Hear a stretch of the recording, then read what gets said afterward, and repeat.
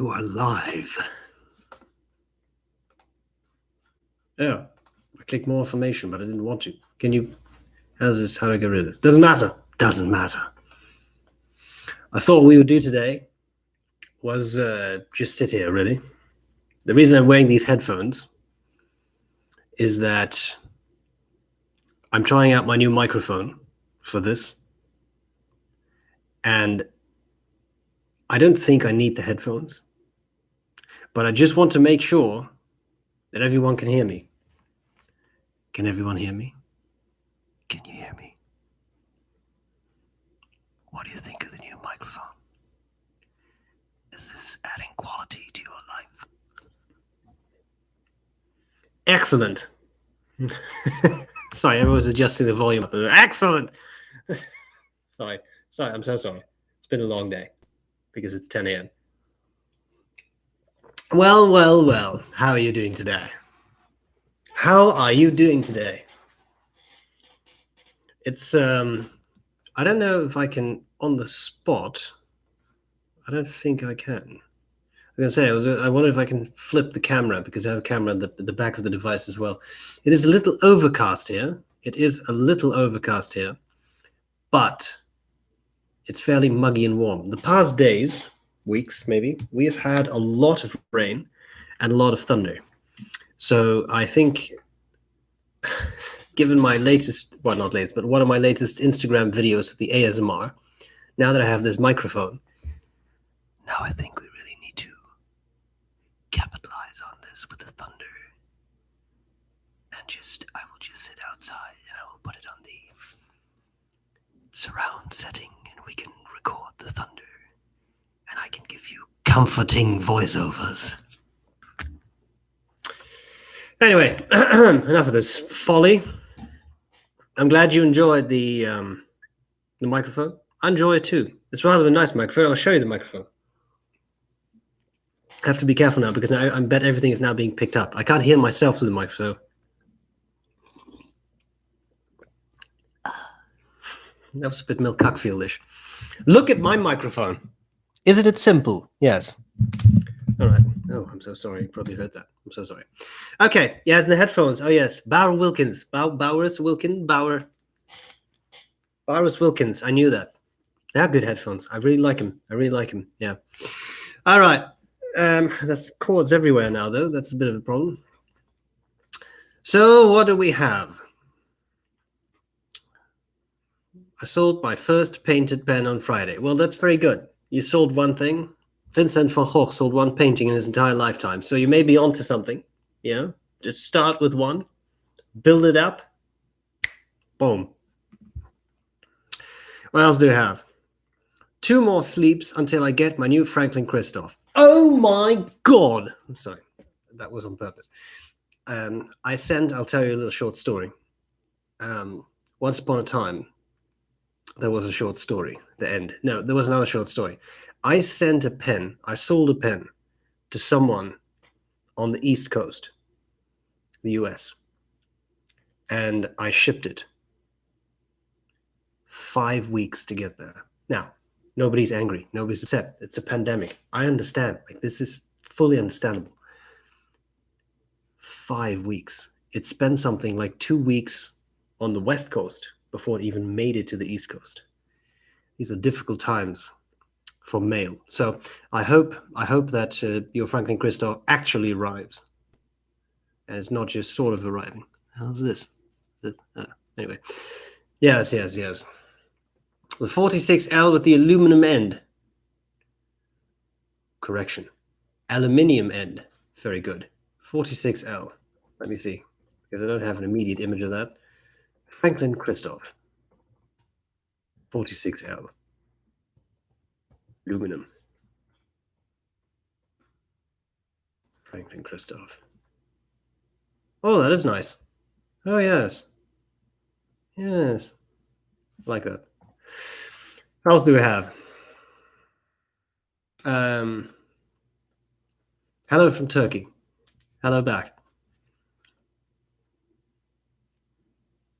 Yeah, thunderstorms are kind of fun, aren't they? When it's like, as long as you're inside, it's not that bad. When you're in it, bit more problematic. They are indeed the P6 headphones. You are correct. I rather like them. A somewhat strange trivia question. Which pen's custom or non-custom pen do you know which has 4 or more star threads? I have no clue. I've never asked myself that question. Sorry.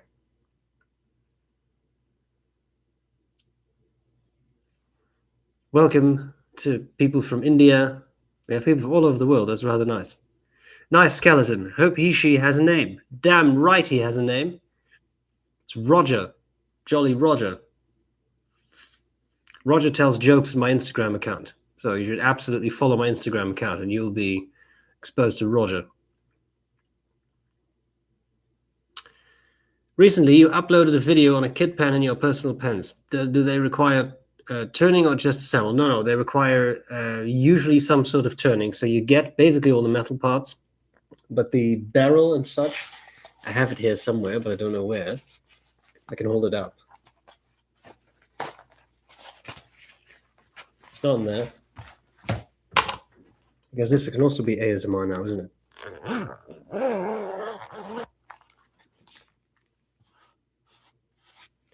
It's not in here either. It is somewhere. Sorry. Oh, here it is.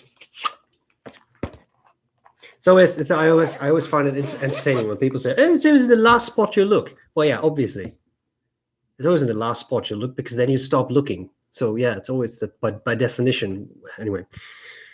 Kit pen. Yeah. So basically, you purchase the metal parts.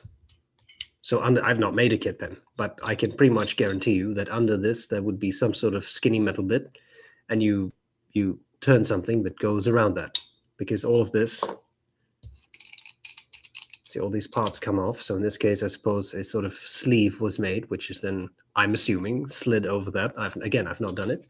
That's what you do. So it's not something that you purchase and you assemble yourself. You can, but you would have something that looks really weird and skeleton-like. And then you turn something or you create something other ways. I suppose you could do all kinds of things. You could theoretically make a leather thing that you stitch in or whatever. Like, I suppose all of these are options. I'm giving away free business ideas, so that's an option. Yeah. Where did your swords go? They were sold. They were sold when I moved from the Netherlands to Canada. Hello from San Diego. I just received my Scribo Feel. I'm ready to ink it up. Oh, I overscrolled. Thanks for the recommendation. I'm glad you like it. It's a nice pen. I ordered pen material from the US in March. Last I heard, it was in Chicago somewhere. Yeah. It's Hubs. Hubs. I don't know if this, I'm just doing this because I'm checking out my tracking app. See if I can find it. There are certain hubs in the US I found where things stay for a very, very long time now. Again, I'm not complaining. There's a pandemic. People are understaffed. There's all kinds of additional. Like, I mean, I really don't. I really don't make fun of this or something. No, I can't find it. Anyway, yeah, no, things are sticking around in hubs in the US for a long time. So I think it's the way it is. In Canada, within Canada, things seem to be going okay. There is some delays, but it's like 2 weeks where it's usually 1 week or something. So it's not terrible. But yeah. Again, it's just pandemic. I do really feel like I'm really podcasting now. It's a really strange sensation. Also because I can't hear myself, and this sort of dampens the sound, so it feels, I don't know, radio studio. Okay. The tracking says that the Franklin Christoph is in the UK already. Well, let us know how it pans out for you. If it actually shows up. I had some books that came in from the US, from the UK a couple of weeks ago, and they were, I think, about a month and a half underway. But usually for us, the UK, I found that takes a while. I mean, it matters, but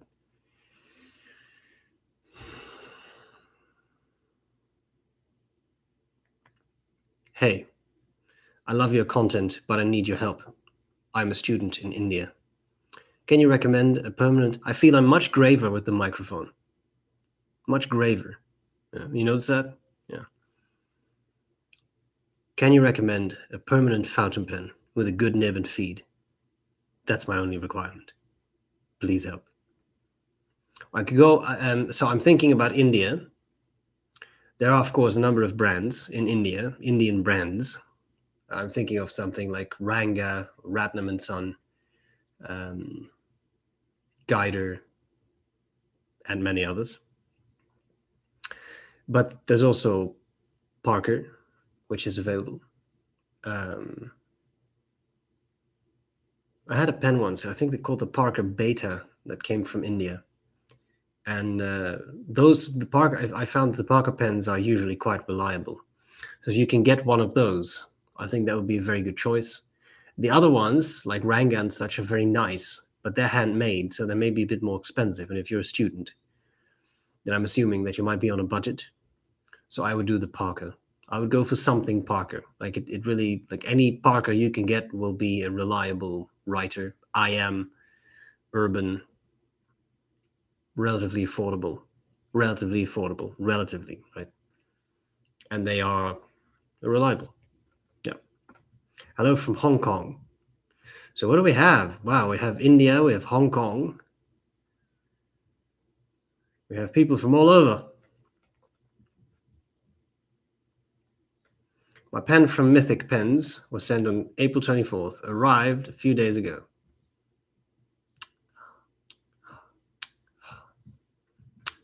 Dreadful. Or at least we get it. Also, we do have to admire the first world problem in this. Well, there's a pandemic out, but my pen now takes a month to arrive. I'm not saying you said that, but I mean, like in general, it's interesting, right? I sent a letter to a pen pal in Virginia recently from the UK to 27 days in all. Yeah, there you go. Hi from Rome. Ciao. Via. I don't know the rest of the lyrics. I have to do this next time. But I have this urge for this microphone. Via. Sorry. This will either make sense to you or won't. I'm sorry. Do you think... Oh, I overscrolled again. Because then it's just suddenly like... Do you think the Pilot Custom 92 is a good buy for $133? Yeah, I also think it's a good buy for $132 or $130. I mean, I think it's a reliable pen. So if you want it, then you should buy it. It's a reliable model, so. What's your favorite movie?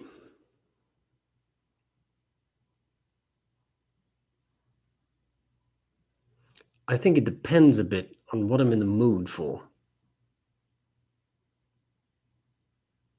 For example, if I'm in the mood for something spectacular, action-oriented, then I really love to watch Ronin with Rob De Niro. Fantastic movie. If I'm in the mood for something serious, I really liked Dead Poets Society. Dead Poets Society with Robin Williams. I also really like Whale Rider. That's a good movie with a beautiful soundtrack. It's a very sad movie, but it gets very happy near the end. Fantastic, underrated movie. Whale Rider. I'm always in the mood for Star Wars. Almost always in the mood for Star Wars. Yeah. As you know, you have 2 birthdays. This is not my quote. What's his name? Jakob Stegelmann, I think. A little murky on his name. He said, as you know, we all have 2 birthdays. There's the day we're born, the technical aspect. And then there's the day you watch Star Wars for the first time. He was right. All right. I'm entranced by your accent, which is not Dutch to my ear. What influenced it? No, it's not Dutch, because we all know what that would be like. Very different, yeah?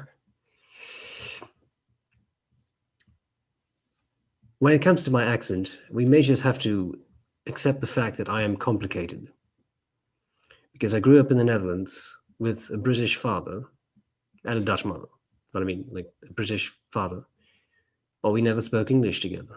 I barely visited English family because my British granddad passed away when I was quite young. And then my Dutch grandmother, his wife, moved back to the Netherlands. So there isn't much British influence. But then in high school, and even in primary school in the Netherlands, we learn multiple languages, one of them being English, because nobody speaks Dutch. So if we want to communicate with the world, we have to learn something else. And we are encouraged to use a British pronunciation. But then I also worked in academia in the Netherlands for a long time, and I had colleagues from all kinds of countries: Canada, Ireland, Greece. What else did we have? We had a colleague from Iran. We had a colleague from Italy at some point. So in other words, very multicultural and international crowd. Then you speak English a lot, and then I think you just adopt idiosyncrasies. Now I'm in Canada, so I notice that sometimes this disappears a bit, and I pronounce words a bit more in a North American fashion. So it's complicated, but you can have fun with it. And depending on what I'm doing, I can always change it a bit. If I don't really care, then I can talk something like this, and then it's not really, I think the accent changes a little bit, and I don't really pay a lot of attention to it, and this is what I do when I have normal conversations with people. But I can also polish it up a little bit if I need it. And sometimes, given that my job is instructing at a college, sometimes it is wise to polish it up a little bit. Because let's face it, when you sound very British and you're North America, then people take you very seriously because they all think you know what you're talking about. Even when you don't. Now, was that a fantastic answer or not? There you go. This is a good question. Do you listen to Orthodox Christian music because you're Christian? Or because you just like the music? Also, if you are Christian, how do you relate your faith to Stoicism? Thanks for all you do. Yes, I wouldn't call myself Christian. Freaking chords everywhere. No, the Orthodox music, yeah, that is very complicated and confusing because that's not a very typical choice, I think, for people to listen to as music. But I have really found that very, very fascinating for a long time. I can tell you the story of how I got into that if you want to, but that would probably take me about 10 minutes or so. But I'm happy to do that, but then you have to let me know here. I like Russian Orthodox, but I mainly like Byzantine, so Greek Orthodox. I'm not Orthodox myself. I wouldn't call myself Christian either. As to your other question, so it's really just a matter of I really like the music. That's it. And there is a very interesting, almost mythical quality to some Orthodox music, and I think that's very interesting, kind of independent of faith. It's a very, I don't know, mystical experience, which is very interesting and very unscientific, but I find that very interesting. How do you relate it to Stoicism? That would actually be very interesting. The nice thing about Stoicism is that you can approach that from a number of angles, and one of them can actually be very Christian. One of the reasons we think that Stoicism kind of survived, and some of the Stoic writings survived, whereas writings from some other ancient philosophers did not, is that Stoics actually, early Christians, like in the Middle Ages and such, actually adopted parts of Stoicism. So it is known that there were monks in the Middle Ages who read Epictetus's Enchiridion as a personal meditation and would read over those statements again and again and again. The only thing they did was they replaced Socrates with Jesus, and then you're good. Then you're good to go. And the Stoics are kind of deliberately vague about it. Sometimes they talk about the universe. Sometimes they talk about God or the gods. Sometimes they talk about providence. So even if you would be a Christian, you can still, I think, be a Stoic. I think that goes well together. And some things are rather Stoic in Christianity. Like, think of something like turn the other cheek. That seems as maybe a bit too passive for a hardcore Stoic, but the idea of but getting angry won't make any sense, so have at me, Sorry, I'll try not to make noise while I drink my tea. When does one know they are done acquiring pens? When I send you a letter. Being the rock star of fountain pens, I don't self-apply I self-apply the term, but I mean, people have taught me this. You're the rock star of fountain pens. So when I send you a letter and I say, listen, you're done, then you know you're done. In a more serious vein, I think you know when you're done when you're happy with what you have. I think I talked last time about the pen I bought. So the Henway, wow, Conway Stewart, Henry Simple, silver overlay pen. I bought that a few days later. Henry Simple passed away. I hope I didn't cause that. Of course not, but you know. But I don't remember the last pen I bought before that. That was, I think, 2 years before that. So at some point, you know what you have, you know what you like, you know what you look for in a pen, and you use that, and that's it. And then you know. And there may occasionally be something, but for a pen to really, really appeal to me, it has to be pretty spectacular these days. And this is not me speaking in arrogance or something. It's just like, it has to be pretty spectacular. I have a number of pens that I really like. And what I purchase as a new pen has to be better than that. Otherwise, why would I purchase it? Right? So at this point, I would be very unlikely to purchase, say, a $5 Chinese pen. Not because there's anything wrong with that. I think it's in a way fantastic that you can purchase such inexpensive pens now. But it wouldn't add anything to what I have. And again, that's not said in arrogance, just that I have no need for that. So why would I keep adding things? Or why should I keep adding every latest color of Lamy Safari? I don't even like the Safari that much, you know? So I think you have to be careful. I'm now turning this to a completely different direction, but I think you have to be careful if you are in this hobby of the hashtag FOMO, fear of missing out, because that's what a lot of pen users seem to be captured by. Oh my God, it's a new Lamy Safari. But do you need it? Do you need that pen? This, by the way, is going back to Stoicism. Do you actually need this to add to your quality of life? If the answer is yes, well, then by all means, if you can buy it, buy it. But if not, then ask yourself why you would be doing this. Why would you add another thing to it? Why would you add another possession, another thing, another? Do you need 500 pens? Do you actually need that?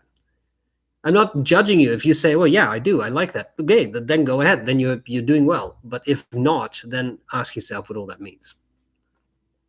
There you go. I also broke an OMAS 360, the smaller, cheaper cartridge version.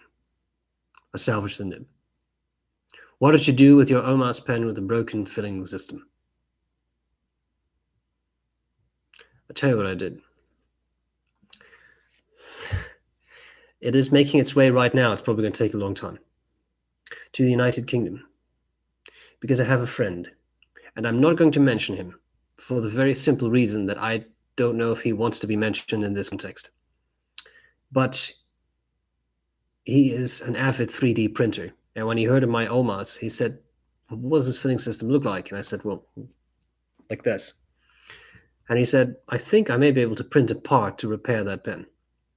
But the reason I'm not mentioning him is, one, I don't want him to be flooded with requests without his permission. And two, we don't know if it works yet. Okay? So I sent my pen there. It's making its way across the ocean as we speak. Sail away, sail away, sail away. And then at some point, he's going to get it. And then he will see what he can do. And I told him, there's no pressure if it doesn't work out. And no hard feelings. But he said, no, it's a fun challenge. That's what I did. Sorry. That's what I did.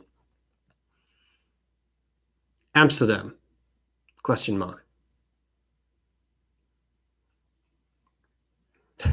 I don't know what the question is. Paris? Question mark. Maybe it was Amsterdam I was studying. I don't know. I don't know what we were talking about. There's a little bit of a delay in me seeing these comments and getting the comments, right? So For the record, yeah, I did study in Amsterdam, and I did my PhD in Leiden. I don't know if that was the question at all, but that's some, maybe that's a brilliant answer to a non-existent question. That's something you ever wonder about that? And you always, like, we have all these, like, you have all kinds of problems. We have a lot of problems for which there are no solutions yet. But have you ever stopped to think about all the solutions for which we don't have problems yet? Okay. I'm in a strange mood today. I'm so sorry. Kiara, my SBREBROWN ink should arrive on Monday. Goddamn right it is. Very nice. I hope you like it. Because for all you know, it's been so hyped up that it's actually a dreadful, like, dreary little ink. I can... sorry. I can tell you that a new batch of inks, SBREBROWN, is underway to Ackerman, as are the labels. So very soon they should have everything they need.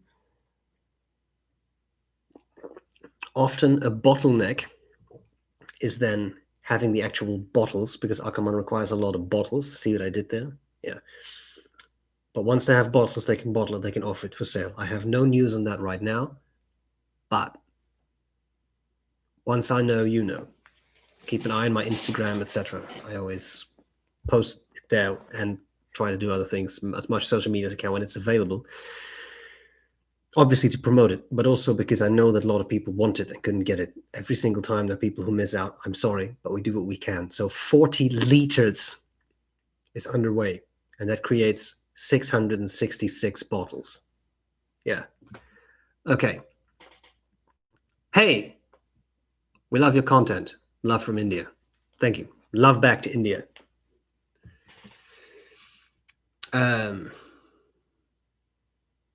I got a bottle of your SBREBROWN ink yesterday from Ackerman. Is the fingerprint on the bottle your actual fingerprint or generic? It's generic, not mine. Sorry. Sorry to disappoint you. The original batch of inks in 30 milliliter bottles sold through La Couronne du Comte, not Ackerman. They had an actual fingerprint on it, thumbprint. But them is long sold out, mate. This was years ago. How is COVID-19 in your area? It seems to be okay. But now that opening up is happening, you see a lot of gatherings of people. So I expect the second wave to hit anytime soon. Very anxious about a Mont Blanc 146 O2B. O to be or not to be. I ordered from Appelboom since 4th of June. Don't know how much longer it'll take for the pen to arrive. Well, the 4th of June, it is now the 21st of June. I would give that at least another month at this point, to be honest. And then I would start, then you can start to worry. At this point, I would not be worried. I know it's an expensive pen, but you're also dealing with a vendor. This is not like an eBay thing where there was only one of them. It'll work out. Joost will take care of you. Are you still working with ASC? No, I'm not. Not because of any, there was no falling out, there was nothing of that, but that just ended. So no, I'm not. No hard feelings or anything along those lines. Do you know of dotted cream colored paper as loose sheets or notepad? Most nice papers are bound as notebooks. Yeah, Rhodium makes I'm pretty sure they make a notepad that's dot. Oh, but that is white though. Cream color as well? No, I'm not sure. The cream colored Rhodia, I think, is typically indeed in their notebooks. Ich weiß es einfach nicht. No, I don't know. Sorry, that was from a comedy sketch. I'm sorry. Again, difficult day today. What are some of the more unusual Canadian eccentricities you have noticed? Their love of poutine and ketchup potato chips.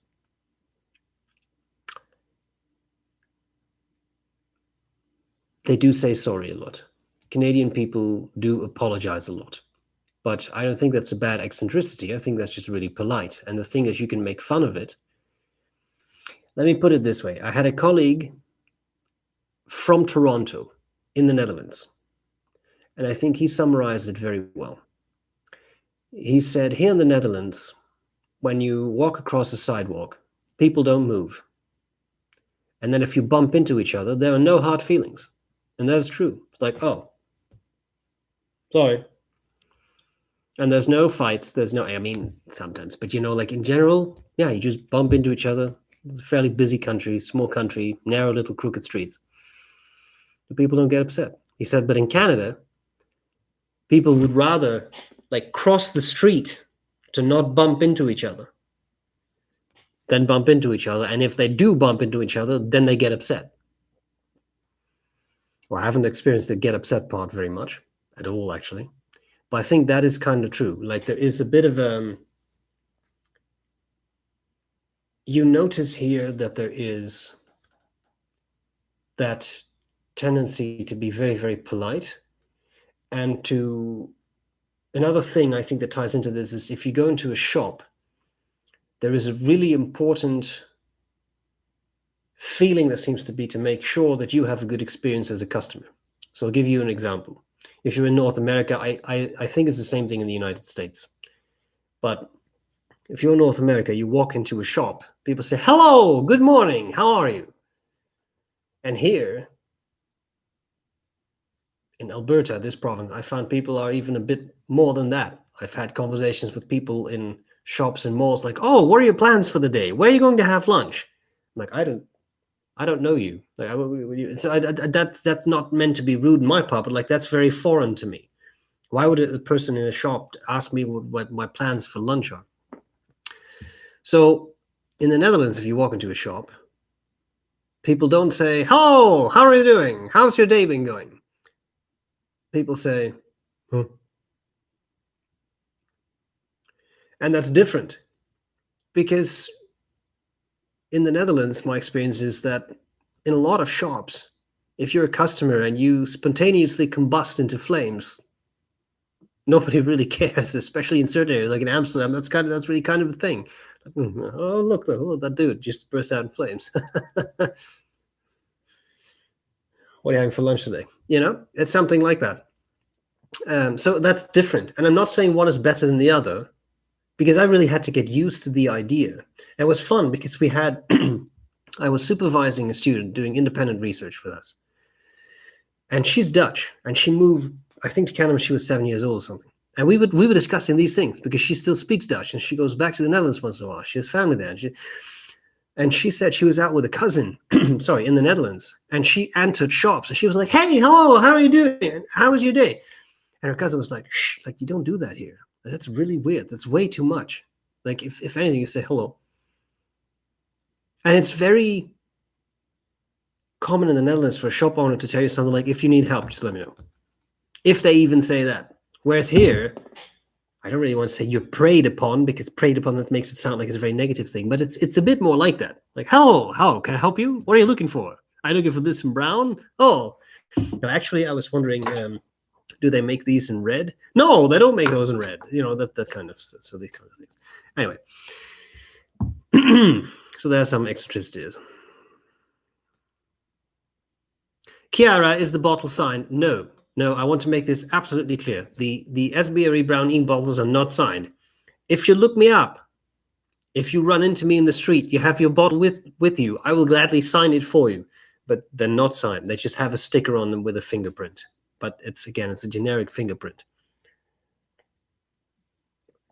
Interesting story in its own regard.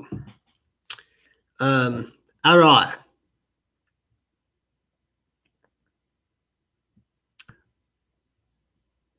Oh, that's an interesting question. What do you think of parents who pressure their children into certain college majors, and how often can this kill a person's interest? 1 second. I'm sorry. I think it's the tea. It's nice and acrid. It's delicious tea. This was a suggestion. Ellen sent this to Aziza. Aziza said, you should try this. So I got a bag. It's Assam that is scented in port barrels. Delicious. Sorry. I think pressuring your child into a certain college major is a very bad idea, for the reason that this, in many people, evokes a sense of, I don't want to do this. I want to do something else with my life. And that pushes students away from doing well in that major. Sometimes it works fine, but in my case, a lot of times it does not. And it is not my mandate as a college instructor to go against parents' desires and wishes, but it is my mandate to give my students the best education I can. So I would never tell a student, your parents are wrong. That would be absurd and ridiculous, and I would likely get in trouble for that, and rightfully so. But I do have conversations with students about, well, what is it that you want? What do you want out of life?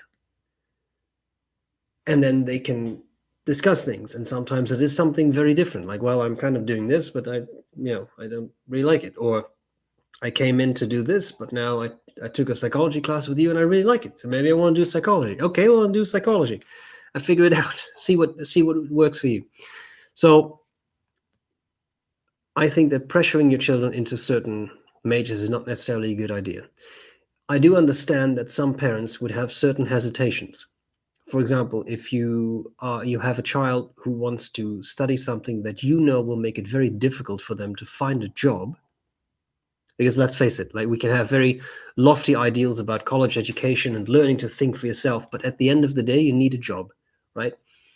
This is not a lizard overlords type thing. This is just a matter of you need a job. You need to make money, right? It's that simple.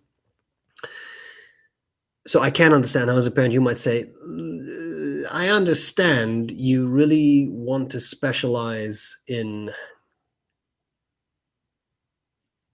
the history of painting on the Easter Islands.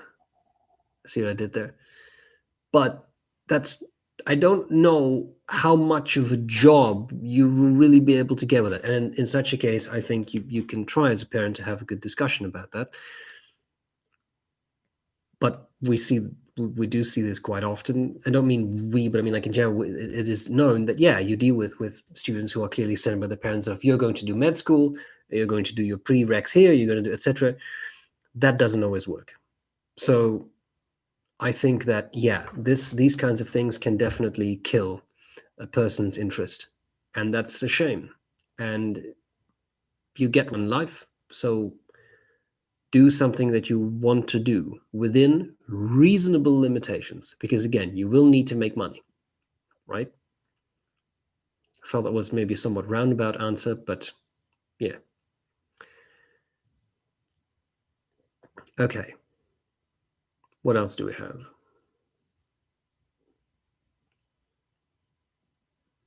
Is your university going online for the fall semester?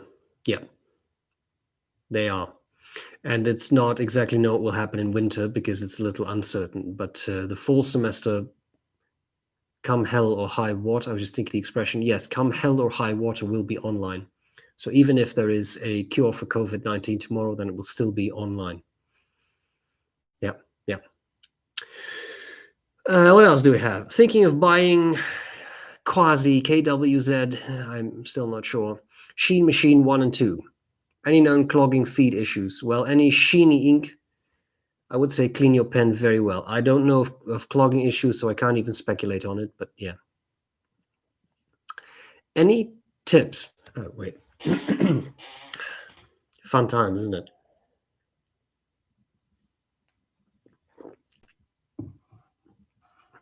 Any tips for teaching online classes? I teach CPAs, all online now. Good opportunities to use fountain pens. Have a special headset and mic. Yeah, it helps. It depends a bit on your device. Again, I purchase this to sort of up the audio quality of the online videos a bit. I would try to do what you're comfortable with. So some of my colleagues record short videos that students watch, and I tend to show my PowerPoint and deliver the class as I usually would, because in my mind, I'm still teaching the way I usually would. So I don't want to now do 5-minute videos if before I would teach an 18-minute class, because that doesn't really work for me. I try to be as flexible as I can be in student needs. And that means that, for example, I intend to do what we call synchronous classes in fall. So that means that the class will be streamed live and you can ask questions as you are watching it. But This is Alberta. Some of the students we have live in remote areas where Wi-Fi is an issue. Some of our students have children. They have full-time jobs. So they may not be able to be present in the classroom. Now, yeah, usually these classes would be face-to-face. You might not be present in the classroom. But now, because of these extreme circumstances, not only do I do the live stuff, but I also record it. So you can also watch it at your own pace whenever it works for you. So, I mean, there are these kinds of things as well, right? So that's kind of what I try to do. So do what works, obviously, for your students, because you have to deliver material at as high quality level as you can, but also do what works for you, because if you are going to do something that's super artificial to you, I think then you shoot yourself in the foot, because that won't work either. All right. Okay, I'm going to slowly scroll.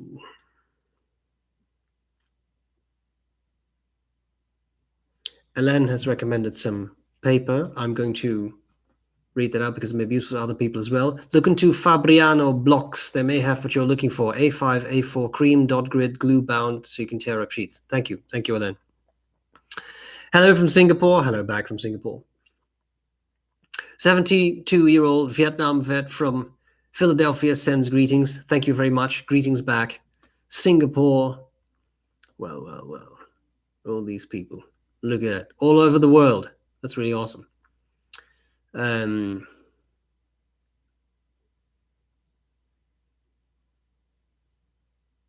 else do we have? Have you ever traveled to Southeast Asia? I have not. No, I have not. It's on the list, but it hasn't happened so far. No.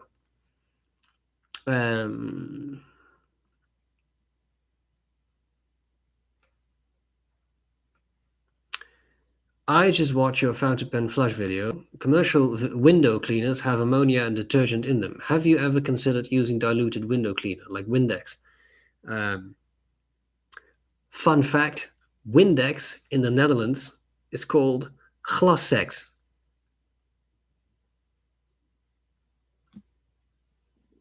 Dot, dot, dot. I have not considered it. I would have to check what else is in there. But depending on, like, assuming there's nothing terrifying in there, that sounds like could be a good idea. But I haven't tried it. So, Buenos Aires, hello. I am doing okay. Thank you. What do you think about the Platinum Plaisir as a starter pen? I think that's actually a very nice, robust pen. I like it a bit more than the Preppy because it is metal. So it's a bit more robust. The Preppy, if you stand on it, will definitely crack.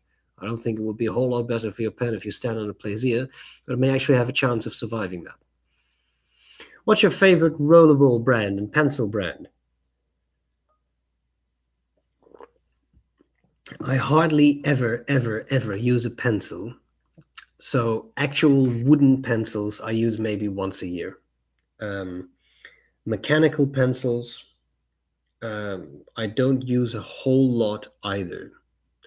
I do occasionally, very rarely, use a rollerball, and one that I've used recently and that I really enjoy is this. This is a Laban Solar, and I like the Solar because it is just a fun pen. So there is that.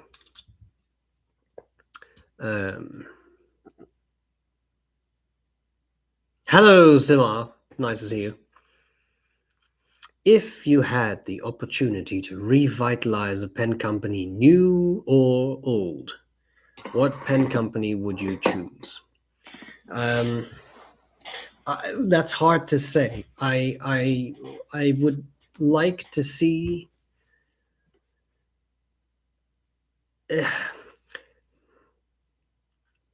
If you've watched my videos for a while, you know that I was rather a fan of Visconti. I've become a little bit less of a fan of Visconti, and I would like to see them maybe be a bit more creative as opposed to making another version of the Homo sapiens and another version of the Homo sapiens and another version of the Homo sapiens. Also, the other day, I was just by accident, I was on the website of La Couronne de Compte, and I was looking at their nib units, and they now sell the gold. Visconti has gone back to gold nib units.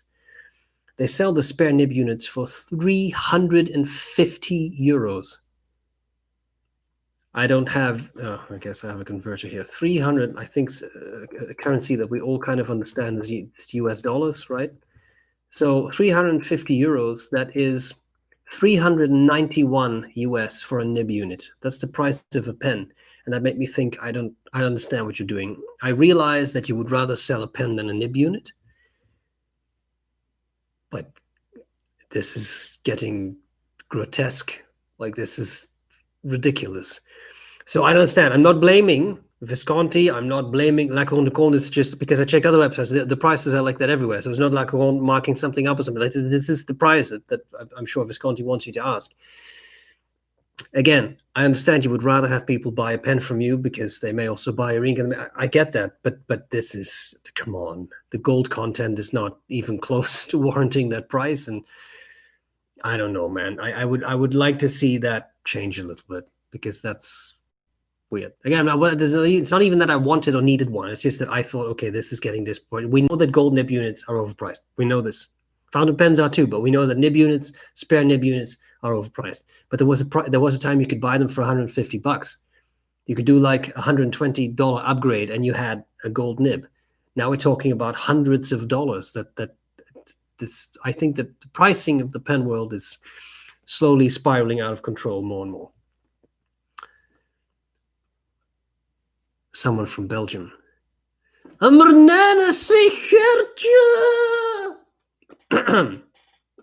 This will make no sense to any of my English friends, but my Euro friends will know. Gourmet Pens is there. She says meow. Yeah. Meow back to you. Accents are strange. I'm from a heavily Scottish area of Canada, yet whenever I meet strangers on Discord, on Discord, they believe I'm Irish. I think I should, I sound like a Cape Bretoner. Oh, yes. Yes. Yeah, it is complicated. Of course, the United Kingdom is so interesting because it has so many different accents, which is kind of fun.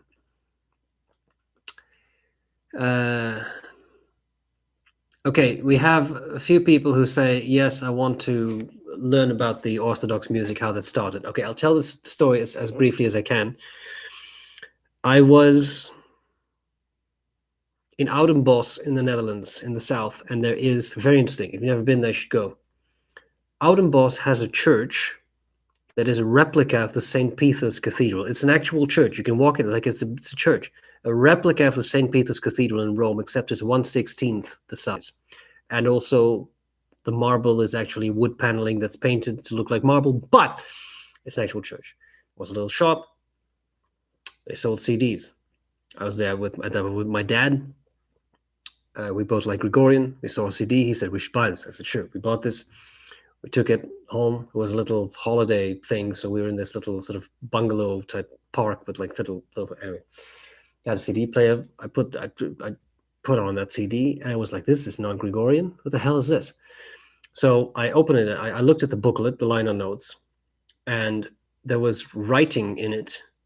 There wasn't an explanation in English and such, but there was the text of the hymns being sung looked like Russian, but there were characters in it that I had never seen before in Cyrillic. So when I came back home, I researched it. It was a CD from a monastery in Chèvre in Belgium. I did a little bit of research. Turns out that Chèvre is I think, unique monastery in the world, because it's a Benedictine monastery, Benedictine monks. But their mission statement is to pray for the unity of the church. So not only do they celebrate Catholic Mass as monks would, they also celebrate the Russian Orthodox and the Greek Orthodox Masses. So they have an Orthodox church and they have a Roman church. And they have recorded a number of CDs, mainly in the Russian tradition. And then I got into that, and it turns out that as Latin is the holy language of the Roman Catholic Church, Church Slavonic is the holy language of the Russian Orthodox Church, and the Greek Church uses an older form of Greek. I got very interested, so I taught myself how to read and write Church Slavonic because I thought, this is kind of cool. So I could do that. I don't know what the words mean. I know what some words mean. I know what most of the words mean, but I can read, write, which is kind of funny. And it's like, that is what Cyrillic was based on. So it is like Cyrillic, but there are some characters that are different. And that got me into the music. And then I got more into it, and I got more, and I listened to more, and I kind of settled on Byzantine. I like the Greek Orthodox best. And it's very monotonous if you don't know what you're listening at, and if it's the first time you hear it. But it can grow on you, and it becomes very interesting, very meditative, very calming, soothing music. I really like that. So that's the story. Nick says, I do not ink my 149 with shimmering inks. I have a medium nib on it. When I got my hands on my 146 oblique double broad, is it safe for this nib? Yeah, I don't see why it's not. But as you say, like it's something it would, like you choose to not put it in a 149. You can't put it in a 146. I don't think it is not safe for the nib. I don't think that ink will deteriorate the nib or anything. But you will have to clean your pen very well. It's you are introducing particles into your feed, right? Which is a choice you make. But you could. I don't think your nib or feed will melt or something, you know? But you will have to clean them well.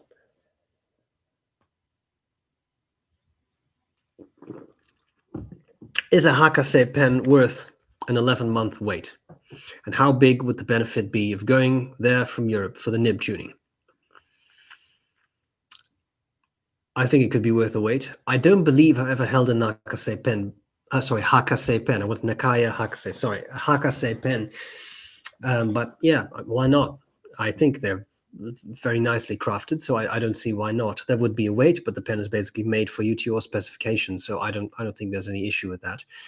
How big would the benefit be of going there from Europe for the nib tuning?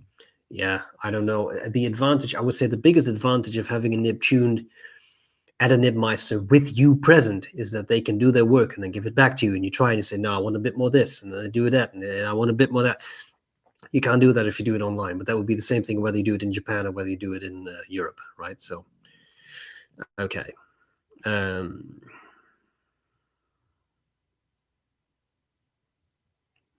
Why can't I find a 146 on the Mont Blanc website? Le Grand, yeah, because it doesn't. Yeah, at some point they had numbers and then they switched to names. So then there is the Le Grand that is a 146.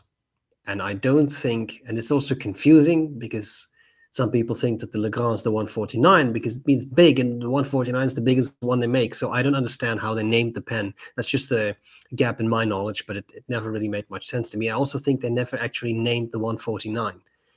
And then others also have names, as the Traveler, which is a special version of the, I want to say the 146 that actually takes cartridges. But there's also a 144, and there's, sorry. So it is confusing, but that's why. Yes. All right. What else do we have?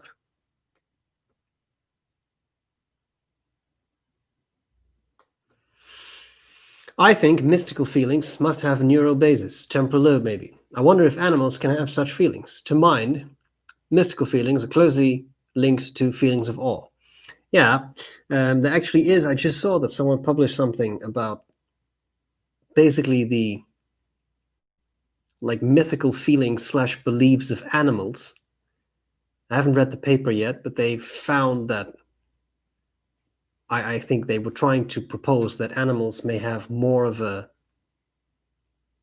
belief system than we think they do. And there was a picture of a cat sort of staring into the distance. And I was like, yeah, okay. It's rather a large leap for me to think that when a cat is staring in the distance, it's worshipping a god, for example. But sure, why not? But again, I have to read the paper before I really comment on that. I think that mystical feelings definitely have neurological basis. And there are theories that state that, for example, dopamine rushes can give you such feelings, whether it is religious ecstasy, or whether it is something like, say, like sexual ecstasy, or whether it is something like a piece of music evoking some sort of feelings of ecstasy, right? It's all ecstasy.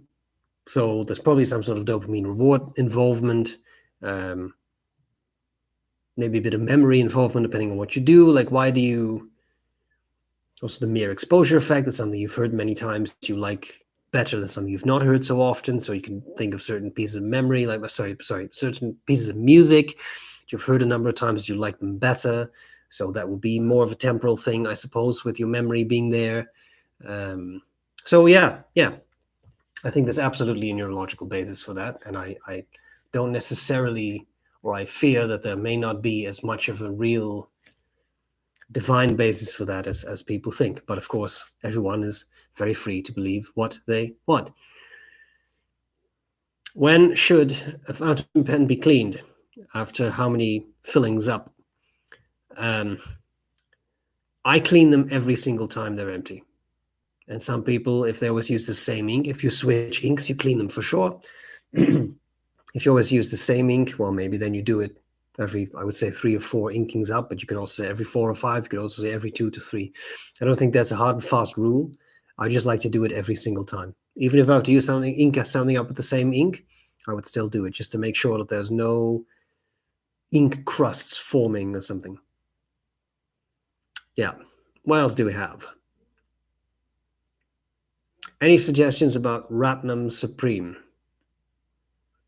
I don't know if I've used a Ratnam Supreme. I have used a Ratnam & Son pen. That was a nice pen. I think the brand is quite nice. What else? What do you think of Esterbrook pens? The ST looks really nice. I've reviewed the ST, so you can check the review for more detailed views of it. What is your favorite quote about the world, or rather involves the word world?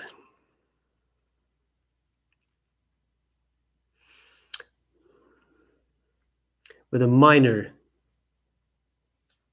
artistic freedom, Democritus, as quoted by Marcus Aurelius. The universe, life is opinion. No, the universe is change, life is opinion. And given that he used a cosmos is something very big, which extends beyond the universe, like the whole thing, right? Like the entire thing. So I guess universe, but that can also be interpreted sort of as the world. Like, so there you go. From the top of my dome. Okay.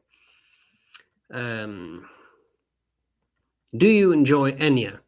I do enjoy Enya. I have to be a little bit in the mood for Enya, but Enya is very nice, I think, sort of background music to relax.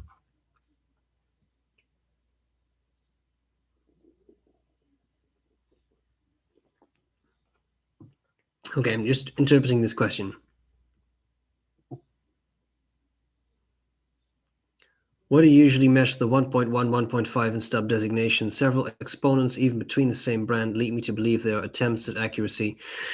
Depends, yeah, depends. Like, what is a 1.1, what's a 1.5 millimeter stub? Well, it's the width, obviously, that speaks for itself. But yes, I think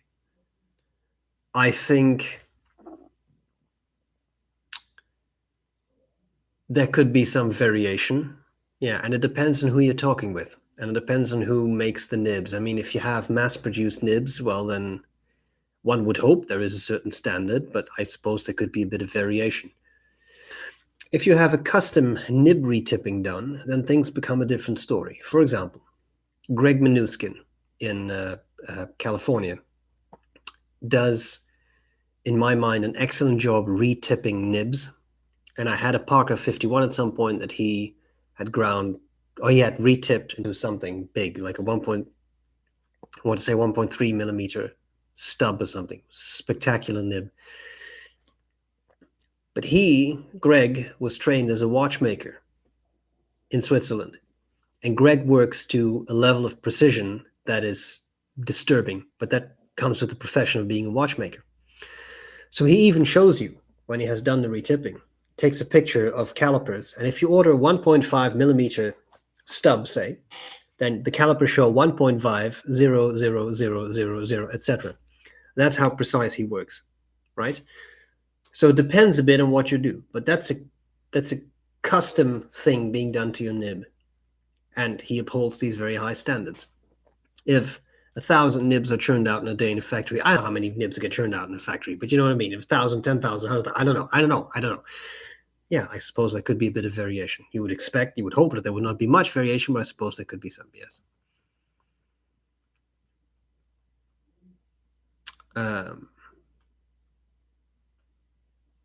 Yeah, exactly. I know.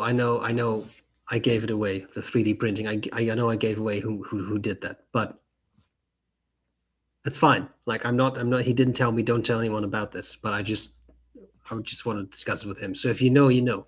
That's cool. When are you doing your rendition of Enya Orinoco Flow? Maybe an Instagram live. That'd be fun, wouldn't it? Or maybe do it with Roger. That's a pretty good song. Hello back. Will you ever review Visconti Waterman Rainbow? Maybe. Who knows? We shall see. There are no concrete plans right now, but you know.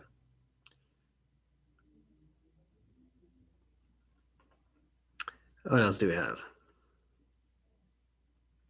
Why not ask Scribo for Omar's replacement parts? That's a good idea. I hadn't thought of that. Wonder if they would still build those pistons. Well, they could. It's possible they do build them the same way. The 360 though has a very peculiar. Let me bitch you about the 360. Very complicated. That I can't speak to all 360s, but the 360 Magnum has a very peculiar construction. Because here's what that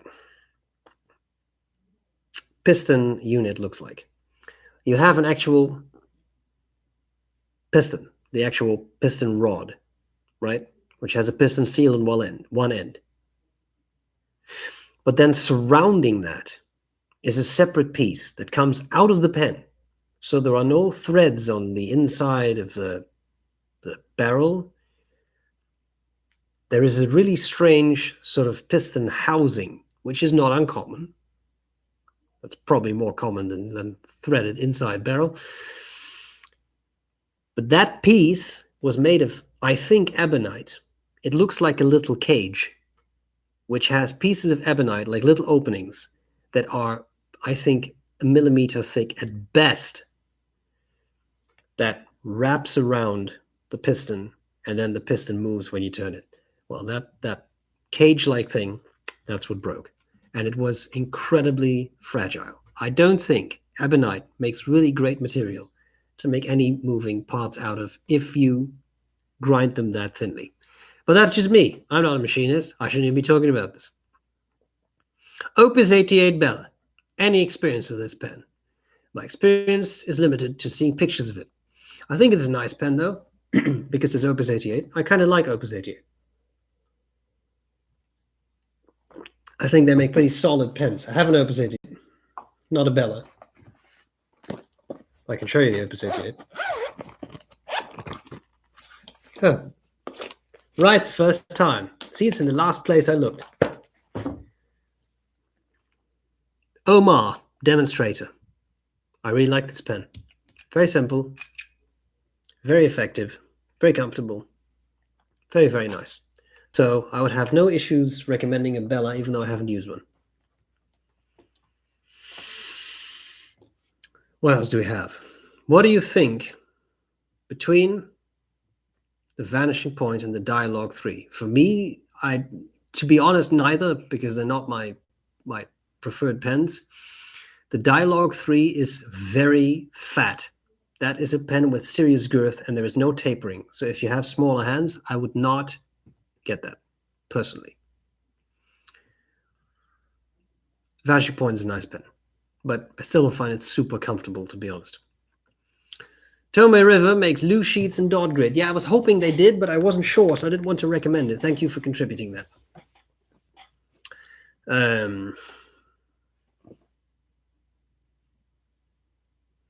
That's the secret of the caramel and the secret of the stroopwafels with caramel or maple syrup inside. How do they get this spread inside without making waffle as thick as a hockey puck? Yeah, these are our Dutch secrets. We're not going to give that away. Shut up. We're not going to go there. Let us have some secrets. I said boom, but what I meant was hashtag boom. All right.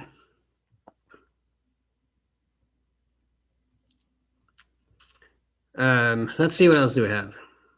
What do your students think of your videos? Well, it happens once in a while that students find out about the videos. They often think it's interesting, fascinating, cool, or eccentric. Sometimes all of the above. Also sometimes at least interesting discussions at some point. I was teaching a course, and I had briefly mentioned the videos because it came up. There was a reason to bring it up. And the next class, a couple of the slightly more mature students came in, and they had clearly found a serious nibbage that I'd done with Aziza. And they were very curious. So they were like, so we were watching these videos, and there was this pretty girl. ... I was like, yeah, I know. So who's this pretty girl? She is pretty.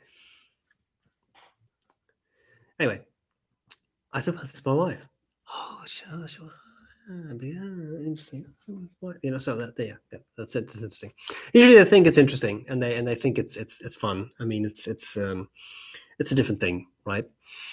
One thing I think that has given that those videos have given me that is useful now is that I'm used to recording myself and talking to a camera. And if you have to suddenly teach online, that is a useful skill to have, because we also have instructors who've never done that in their lives. And that's not a reflection on them.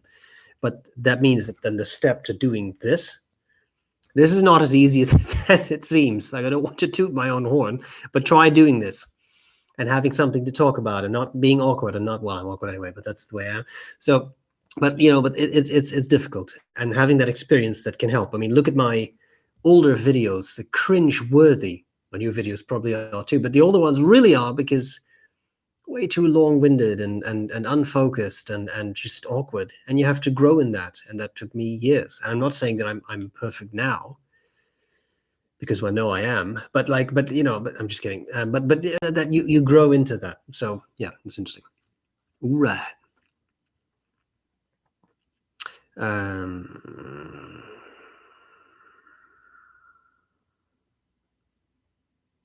I'm just scrolling. Sorry. Do you find that your medium sailor nib on the cross peerless has a sweet spot? No, not really. I found that to be a pretty well-rounded. See what I did there? A well-rounded nib that really writes very comfortably. It's not finicky at all. In fact, I would say that's a really nicely tuned nib, because it writes very well under multiple angles. Yeah. What do you think about Indian pens? Hello from India. Hello back.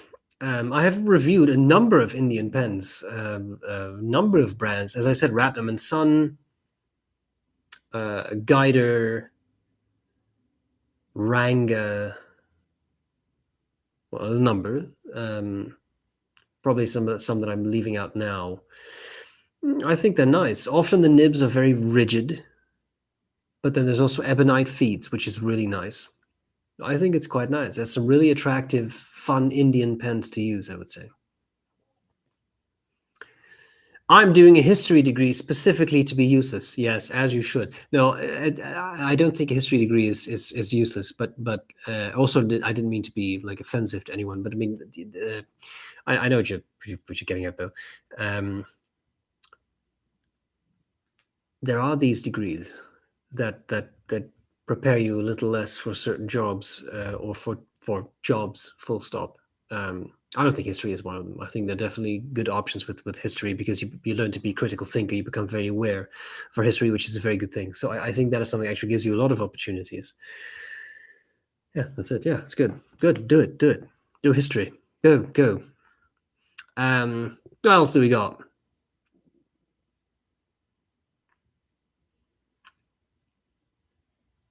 Yeah, we're talking. There's a side conversation was going on about stroopwafels. I haven't made them either, but I think Katja is right. It's probably some sort of waffle press. Yeah. Have I seen the new pilot capless? I have only seen pictures. I haven't seen No is the answer. No.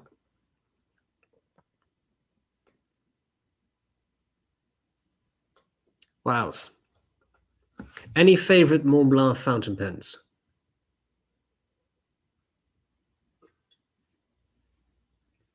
There was one that I found very interesting. I would never buy, but I saw it in Akkerman in Amsterdam. Actually, they had one on display. They did a special. They did Leonardo da Vinci, which I thought was really cool looking, with a little cogwheel on the clip and such. It was a lot of eye for detail, as Mont Blanc does with a lot of those pens.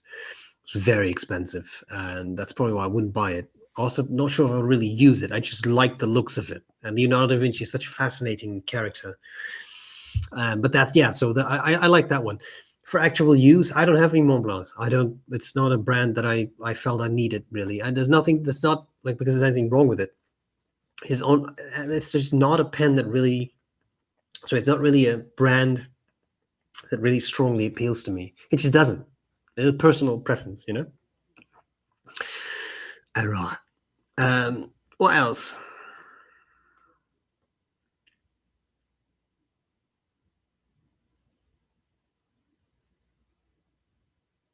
We're now talking about a Pizzelle machine. I have never heard of a Pizzelle machine.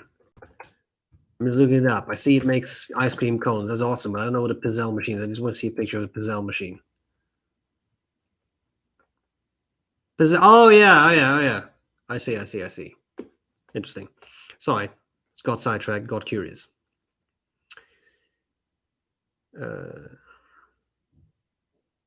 Caramilk is another Canadian eccentricity. They're caramel-filled chocolate bars. No one knows how they're made.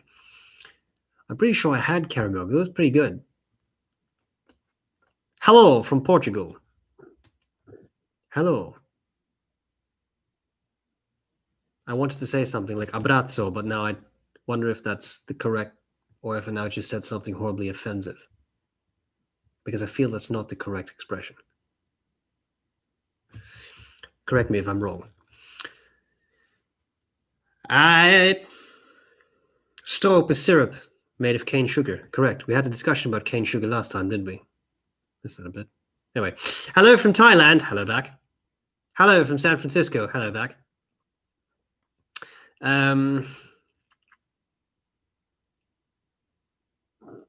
What else do we have?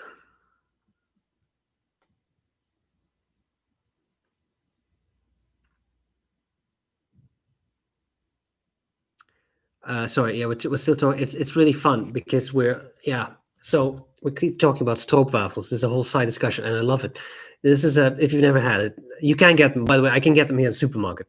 I thought this was a super Dutch. You can actually get them at a supermarket in Canada. It's not a big deal. Maybe because there was a Dutch presence here, but I've seen them in Ontario as well. So basically, a thin waffle syrup and then another thin waffle. It's very good. You put it on top of your teacup, warms up a bit. It's delicious.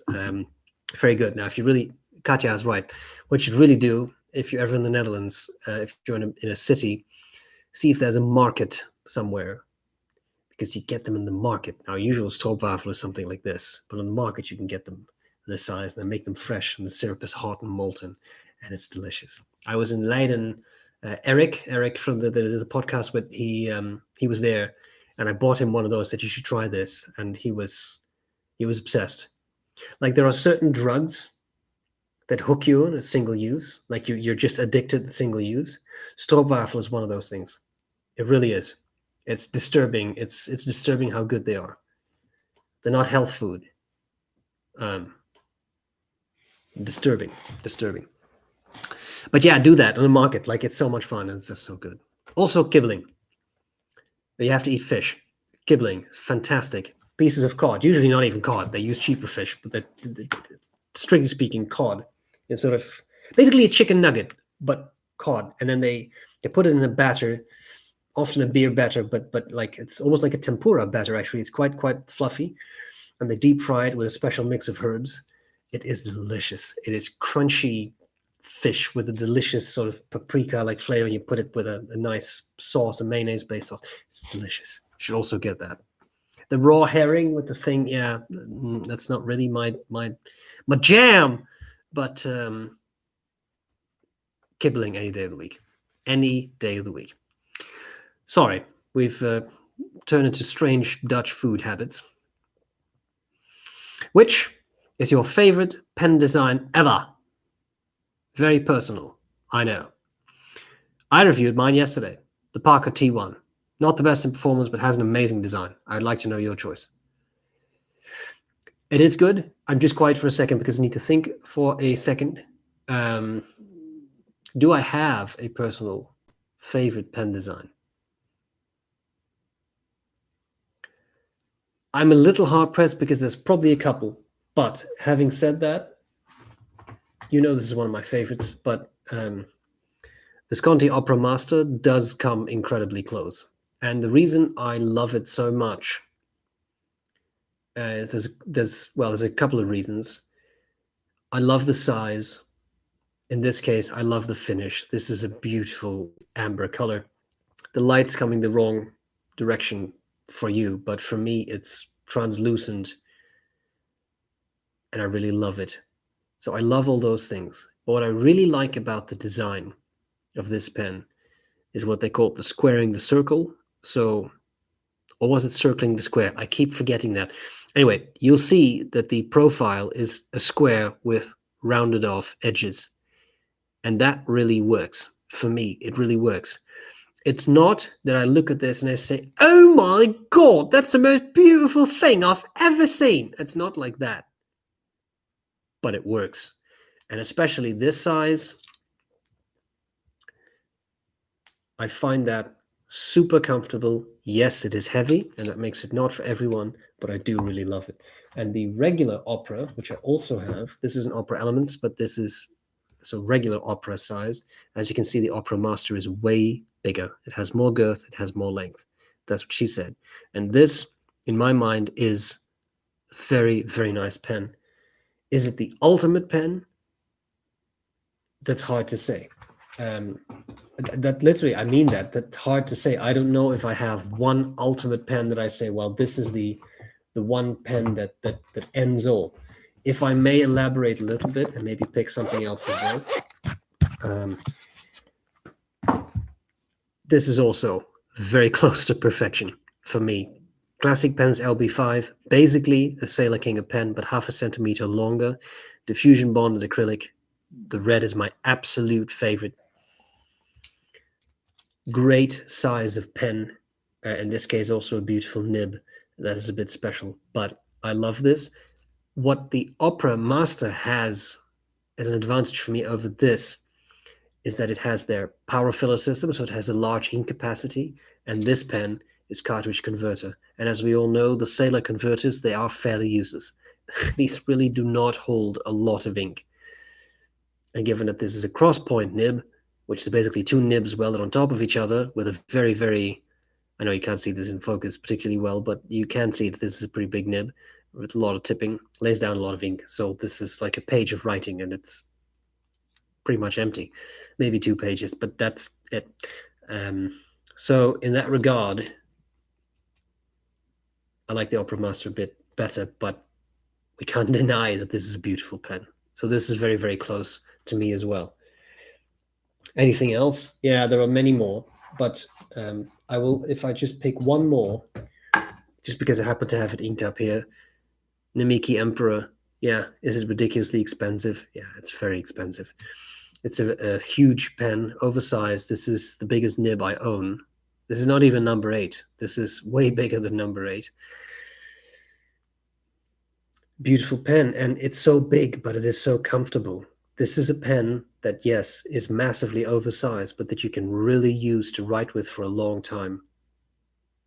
And it works. So in my mind, I know you asked for one, so I couldn't really narrow it down. I love all 3 of these for very different reasons. This, by the way, is a one-way shut-off valve, so it's basically an entire barrel full of ink. Holds a lot of ink. This will take you a while to empty. There we go. Hello, Melinda. What does Lord Windermere think of Roger? I think at some point there should be a video where they're exposed to each other. This hasn't happened yet. Lord Windermere is 10 inches, and Roger is bigger. So I think there could be some envy there. But we'll have to see what happens when they're put in the same room and have a conversation. I think that could be a very fascinating conversation. Pelican nib units are expensive too. Yes, they are. I mean, I know, like all nib units are expensive. And at some point we had a discussion with Paul Rutte, the store manager at Akkerman in The Hague. Aziza wanted to buy a nib unit, and I think for an Aurora. This is years ago. And Paul said, "Yeah, just don't buy another pen." Like I said, because also think about what you're doing. Like you have another nib unit that you don't use. Like just don't. They're relatively speaking so expensive. Just buy another pen and enjoy the pen, and then I thought that was actually. I think that was good advice. It was good advice. I don't like to purchase nib units unless I absolutely have to. I see the point. Buy another pen. You have another pen to use. You can flip the nibs between the pens if you want to, but then you don't have unused boxes full of nib units. Hey guys. Hey guys. Help me decide between an M1000, Sailor King of Pen Pro Gear, or Visconti Homo sapiens. Other suggestions would be great. Those are pretty different pens, right? The King of Pen and the M1000 are both flagship pens. The Homo sapiens is not. They are all, no, they're not. The M1000 and the Homo sapiens are somewhat bigger pens. The Sailor King of Pen Pro Gear is not that big. It's girthy, but it's not very long. I mean, it's not this short, but my fingers, I don't think they move further than this. These move, anyway, left and right have to, anyway. If I were to really choose, I have to choose one. I would struggle because the Sailor King of Pen, I think, will have the most reliable nib out of the box. I can almost guarantee you it will write well. There'll be a little bit of feedback as Sailor nibs have, but it will write very well. The M1000 nib may or may not write, depends on what you get. If you get one of the broader nibs, there is a good chance it will be over polished a bit. If you get the Visconti, who knows? That's it's called Italian roulette. So it could work, it could not work. Like who knows, right? Anything can happen at that point. I do think the Homo sapiens will have the most inspired design. You will have a very pretty pen because that's the other part of the Italian, like the flip side of the Italian roulette. It will be a beautifully designed pen with a gorgeous finish. So you will have that, right? So I can't answer the question. I would say it depends on what you want. If you want a looker, Homo sapiens. It may not write, but you'll have a very pretty pen, and a nibmeister will be able to make it write for you. There's also a good chance it'll write out of the box beautifully. That can happen too. But you don't know until you get it. The M1000, I think, is the most conservative design. Very classic design, piston filler, and especially with a finer nib, likely to write very well out of the box, but may need a bit of tuning if you have especially a broader nib. The Sailor King of Pen will write very well, but is not the most spectacular looking pen, I think. I really like the green of those, a lot of the Pelicans. It's a very classic look to me. So if you want writing, Sailor. If you want looks, Visconti. If you want classic, this is a beautiful pen. We've been making this for a long time. M1000.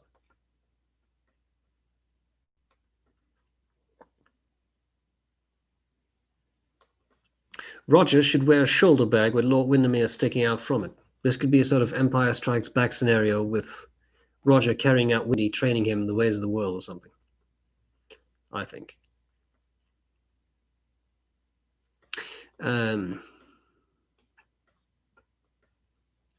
I was looking. No, wait. You mentioned some of the smoothest out-of-the-box nibs. Like, is this a question? Like, can I mention some of the smooth out-of-the-box nibs? Yeah, it really depends. That really depends on what your experience is and what you like, what kind of pens you've used, what kind of ink you use, what kind of paper you use. But I've said this many times before, and I think I still stick to that. Faber-Castell makes really, really nice, very smooth nibs. I was looking at Noodler's black inks. There are a lot of them. Yes.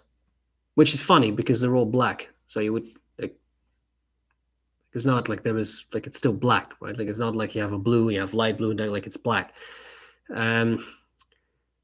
I don't use Noodler's inks really, but Noodler's X Feather is an interesting black because it's a very dark black and it's just very saturated. So I kind of like that. It's also quite good for calligraphy, for example. What else?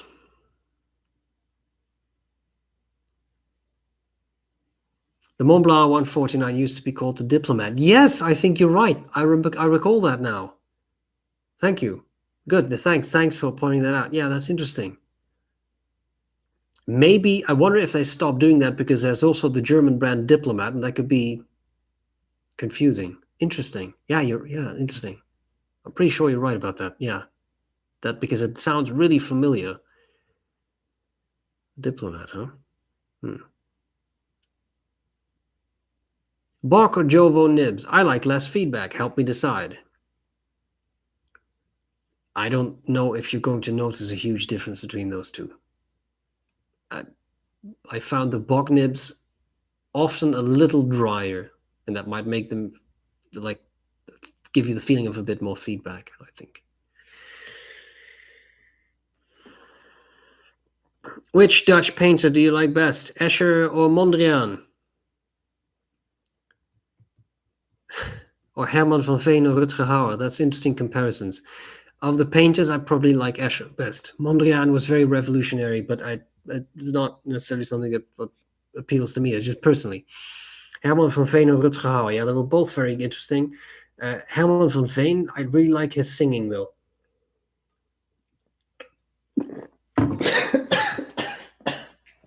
I'm okay. I felt that going wrong. Just choking on my tea. There is no chaos. There is serenity.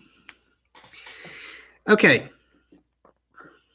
If you like Enya, check out Fogweaver. I don't know Fogweaver. I will check out Fogweaver. Thank you.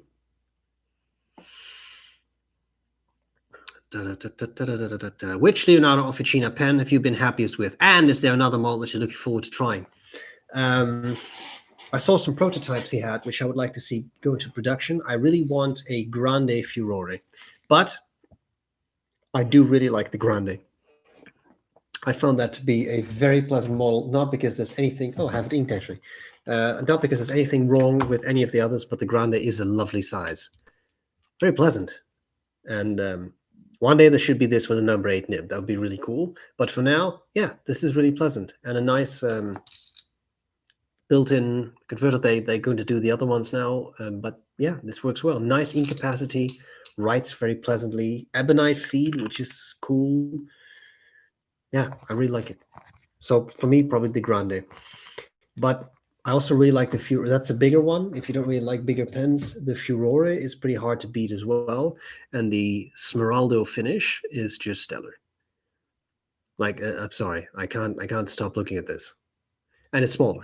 Like this is somewhat especially thinner, like less girthy pen, but also very nice. Yeah, I like them both.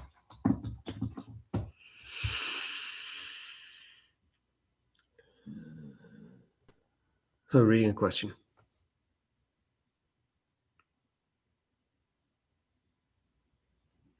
Amsterdam is suffering from over-tourism. How do you like Amsterdam without tourists? Well, yeah, I understand what you mean. That also depends a bit on where you are. Like if you go to say Kalverstraat, this is the main shopping street. Yeah, many tourists. Certain areas, a lot of tourists. Red light district, tourists all the time. Because that's the main attraction, right? Museums, lots of tourists. But if you move a little bit out of the center, like for example, where I studied, that was Routers Island, little bit to the east, officially still city center. You barely see any tourists there. And this is, geez, I don't know, a 6-7 minute subway ride from Central Station. So you're still very close. Okay, maybe 10 minutes, but not more than that. Nothing there. So it depends where you are. But I think the tourists are part of Amsterdam.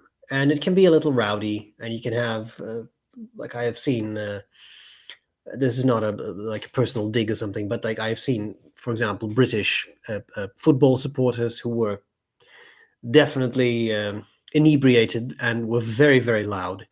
I've seen that on a number of occasions. But that's part of that city as well. Amsterdam is sex, drugs, and rock and roll, and you have to accept that that's what it is. I don't think it's a bad thing.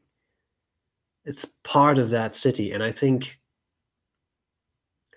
I've always looked at, you have Amsterdam, and then you have The Hague. And The Hague has a lot of things that Amsterdam has, but The Hague is much more posh, it's much more polite, it's much sort of quieter, and like, oh yes, we're in The Hague now, aren't we? All the embassies and all the things. We really like our quietude here in The Hague, very civilized. And then Amsterdam, that's like bounty hunters. That's like the Wild West. And that's what makes it so fun, that you have these differences, like, I don't know, half an hour away from each other. So, well, a little farther, 45 minutes away from each other. And that's really interesting. So I like it both for different reasons. There's the civilized quietude and sort of cultured thing in The Hague. And then there is everything goes in Amsterdam. Hello. What is the best? It's in capitals. And I mean the best of the best nib that you've ever tried. Well, that depends a bit on what you mean. Like, is it the smoothest or the most consistent or the wettest or the most spectacular? Probably Sailor Cross Point. This is one of it was on that LB5 I just showed you, the red pen. Look, that nib is hard to beat. It's two nibs welded on top of each other. It gives a super wide line. It is incredibly wet. It is beautiful. It's consistent. That thing doesn't skip. There's nothing. Like, it does not skip. I love that. But it's a very exclusive nib. I say again, Faber-Castell, basic. This is a, I don't know, $40 pen, if that. If that. Beautiful, smooth nib. So it really depends on what you do, how you use it. Because here's the thing, the cross point is fantastic. But try doing cursive in a small notebook with that. You get like 3 words on a page. So it also depends on what your purpose is. And I think that context is very important to bear in mind. Right? Very important to bear in mind. But it's hard to beat, though. It is hard to beat that type of nib. Okay. You asked. Best of the best of the best. That would be best of the best of the best in my mind.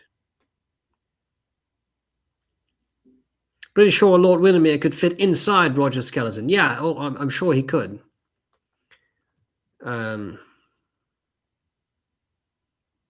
One day, it'd be awesome to see you interview Dr. Gregory Sadler. Look into it. Can you recommend inks that shade the least, or not at all? Anything but black. When drawing, I like to lay down an even area of ink sometimes. Yeah, I understand that. You would have to look at, I would say, something that is on the darker end of the spectrum. It's often the somewhat lighter inks that shade more in my experience. Anything but black, though. Well, look for a darker blue. I think Waterman used to be Florida blue, now Serenity blue. Doesn't shade that much. It's a pretty dark blue. It's quite even and, in my mind, consistent. So I think that's an option. Schaefer red is a beautiful red. I have it in a pen, I don't have it here, sorry. That is also, in my mind, quite consistent. Schaefer green is a really weird color. In my mind, that's more of a teal than a green. I don't recall that to shade very much, nor does Waterman green. And these are also pretty affordable inks. So maybe look into those. Start there. Yeah. The Namiki Emperor nib is about 44 millimeters from tip to end. Oh, this was a response to someone. I'm sorry. It's a number 50 nib. Yeah, it's a huge nib. It is a huge nib. Thanks for answering my question. Yes, you're welcome. Don't worry. That's why we do this. I try to answer as many as I can. What else do we have? What are your thoughts on John Singer Sargent's work? Also, can you name your favorite painter? John Singer Sargent. The name doesn't immediately ring a bell, but sometimes if I see the paintings, then I know what I think. Oh, yes. Ah, yes. Interesting. I think, yeah, no, I like that kind of work.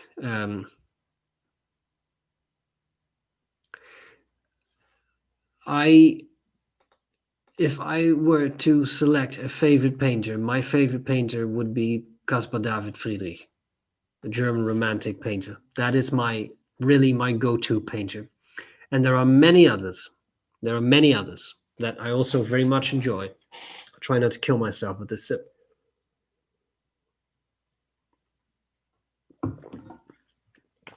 Success. But Friedrich is definitely one. I also have a proclivity for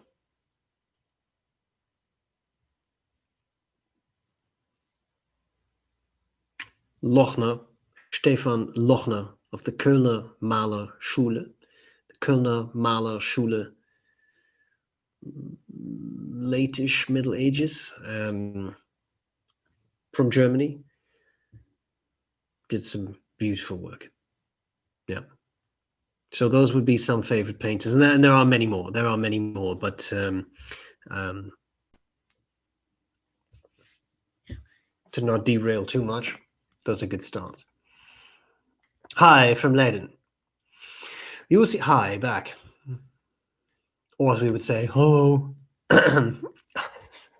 Being Dutch about it.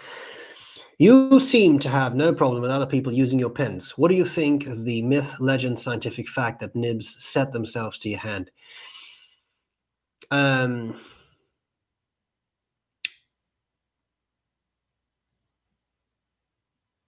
This is, sorry, I'm pausing because this is a long discussion. I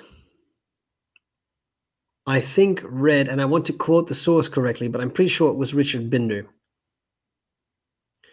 He wrote an article which came down to the pen does not set to your hand, but as a user, you learn the idiosyncrasies of a certain pen, which may give people the impression that the nib has adapted to the hand, but in reality, their hand has adapted to the nib, right?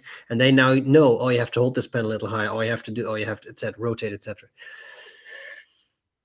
And I think he's right. I don't necessarily subscribe to the idea that a nib would really set to your hand. Think about how hard the tipping material of a nib is and how long it would take you to wear that out in such a way that it specifically angles to your hand. So I don't really know. I'm not saying that it's not true. I'm just saying that I find it hard to believe it's true, but I could be utterly wrong. I have never handed someone one of my pens, got it back, and thought, oh, well, this doesn't write anymore because now it's set to their hand. I'm exaggerating a bit. You understand that? I don't really worry about it. What I do worry about is someone's skill level. And that's why I don't give anyone my pens to use. I first want to see what they used to. If someone has only used ballpoints, they don't get to touch my pens without a certain level of explanation because they will spring the nibs, and this has happened in the past. Not just to me, but to other people as well. You may have similar horror stories. So that to me matters more. What is your skill level? And once your skill level is determined, it's not a personal thing. It's just self-preservation. Then we can talk about you using my pens. Right? This is a very good comment from Chiara. Aziza is not pretty, she's attractive. Correct. I stand corrected. You are right. It also extends way beyond prettiness because she's a wonderful person. #boom. Do you prefer the Pelikan M800 or M1000? It's a good question. Probably the M1000 because I like bigger pens. But the M800 is also very nice. And as I've said many times before, it's a great pen for most people, I think. Most people love that size, whereas the M1000 may be a bit big. But this one is good. M800 is good for most people. Were I to choose, I would choose an M1000. Okay, Speaking of history,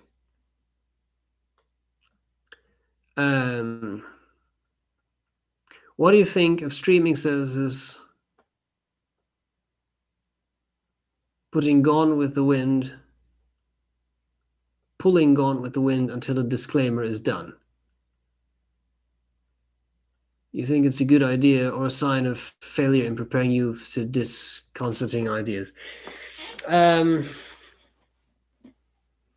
I'll be honest that I didn't know about this particular Gone with the Wind issue. I think there are multiple answers to that question. And that's not because I'm trying to dodge the question, but I struggle with some of these things. For example, there is continuous debate in teaching, for example, about trigger warnings. Should you or should you not give people trigger warnings? Well, on the one hand, it's a very humane thing to do and say, listen, I'm not going to right now. I'm just saying, like, I'm now going to show you a video clip that deals with X, Y, or Z, violence, sexual matters, racial issues, whatever. And this could be triggering to you. But on the other hand, life doesn't come with trigger warnings, right? So you do not walk down the street and then someone says, just so you know, I'm about to shoot this person. So if violence bothers you, like this obviously doesn't happen, right? Now, if you are traumatized, then certain things can be triggering to you. And then again, I think it's very humane to let people know there's going to be something in this, which is this or this or that, and that could be triggering to you. But you also have to learn to navigate life. And that means processing those traumas in such a way that you'll be triggered as little as you can. So again, I find this a very complicated discussion, and I have this with colleagues too. Should we do trigger warnings? Should we not do trigger warnings? Should we encourage people to seek help? Well, of course, that's the given. Yes, you should seek help if you are traumatized by something. I find that very difficult. I also think that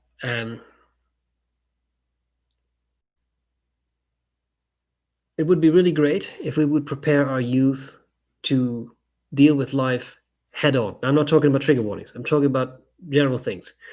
You are going to see things that may not be in line with what you believe. That's unavoidable. It doesn't matter what it is, whether it's issues about religion or sexuality or racial issues or any of that, but you will be exposed to them. And I think if we take all that away, then people will no longer be exposed to those things. They also don't learn to have a rational discussion about those things. Having a rational discussion is hard enough as it is, but if it is also about topics that are emotionally important to you, that becomes even harder. Giving people, again, I'm not 100% up to date with this particular issue, but giving people a disclaimer, giving people a warning, I don't think there's anything wrong with that, but it cannot be used as a way to minimize discussion. I hope that was an answer that somewhat made sense. I tried to make it as structured as I could.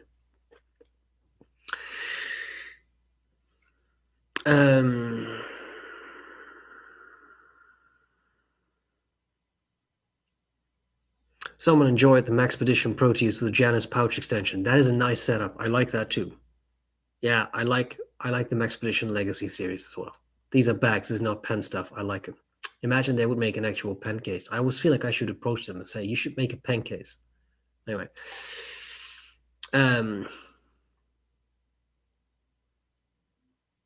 What else do we have? As a Brit, your accent is on point. Good. Thank you. Just having fun.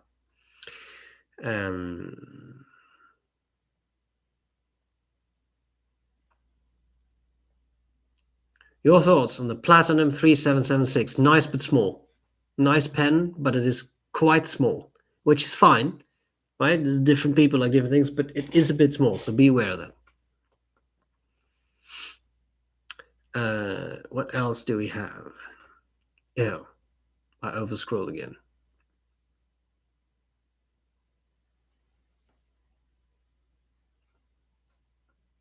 Are you excited or wishing for something new for Leonardo pens? Yeah, I like that brand a lot. I like it because I think he's Salvatore is managing to put out relatively affordable pens. I know some are more expensive, but I mean, if you stick to acrylic and a steel nib, you can have a pretty affordable, made in Italy pen.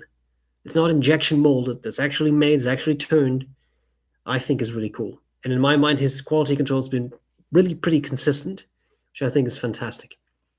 So in general, I'm excited for the brand, and I'm just looking to see where he takes it. And I think he's having fun with it, and he's coming up with new models, which I also think is awesome. He doesn't just capitalize on this is the one model, and I'm going to release this in 500 million different finishes. He still is working on new models, which I think is really cool. Just make that grande furore, man. There may be a reason not to. I don't know, but I would just really like to see it. Okay, Salvatore, let's make a deal here right now. If you make this, you take this material, you make this furore, but as a grande, I will buy one. Pass on the word to Salvatore. Fly, little birds. Do it. What do you think about the Parker Dual Fold? Is it worth buying? Yeah, it's a fun pen. I have an older Dual Fold, but it's a nice pen. It's a good size. So yeah, I think it's quite nice.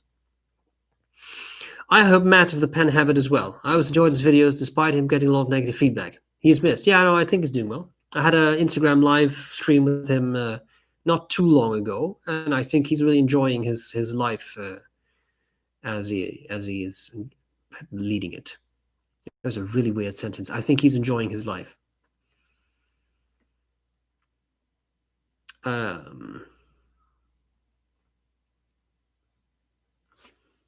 Hello, Pen Venture. Any fountain pens you would like to try right now? Wow.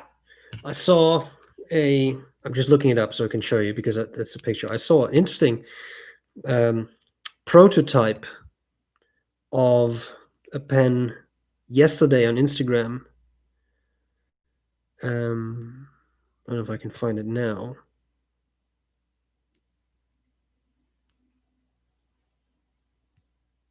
Yeah, that I thought was quite nice. This is a prototype Lambro pens, Paul Rossi artist proof. But I don't know how well you'll be able to see this, but this looks like a classic. Oh, it's nice and reflective. Looks like a classic Pens LM1, but it's faceted, which really adds something to that model. It's probably also a fortune, but that looked rather nice. I would like to try that because I want to see because I have an LM1, but it's round. I would like to see what that's like faceted, but I don't think it's commercially available. What else? Queen's Night Blue is a suggestion for a good non-black ink for art. Thank you. Hi, can you name an ink that is odor-free? I think a lot are. I don't recall particular smell in Waterman inks, Mont Blanc inks, those kinds of things, but I could be wrong. Hello from Melbourne, Australia. 3:30 a.m., dark and cold. Hello. Welcome back. Thank you for staying up this late. I hope you weren't staying up for me, but thank you for being here. Any plans to travel to Europe? I'm not sure yet. We're not sure yet.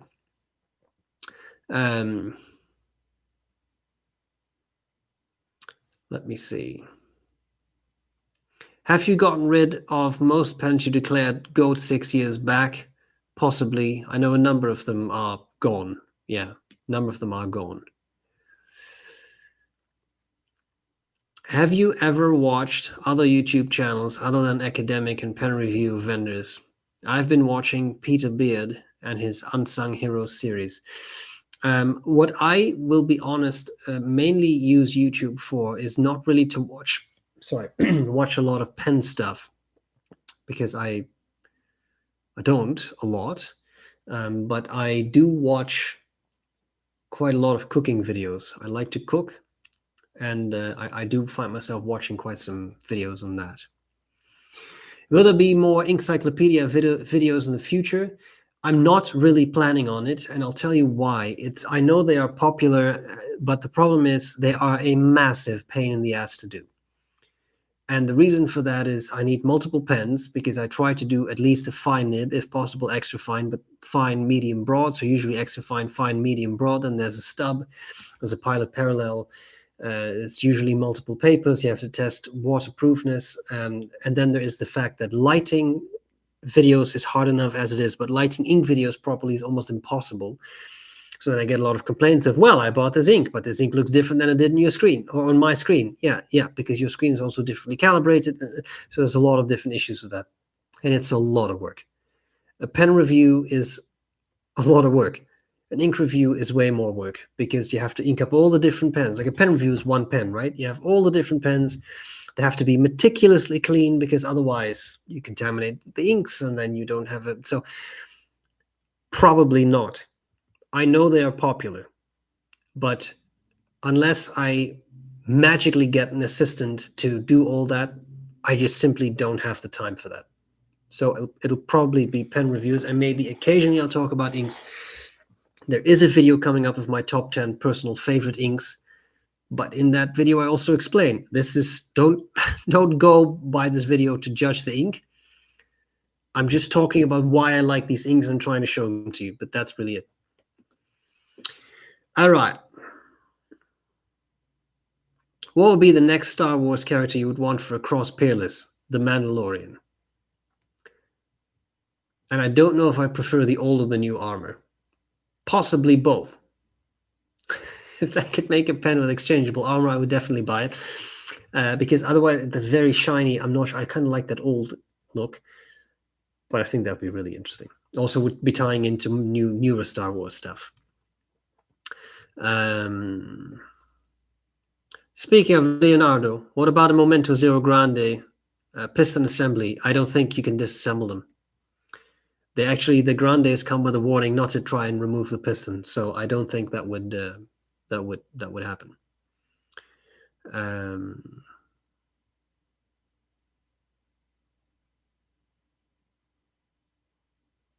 I think this is a very good addition to that story of triggering.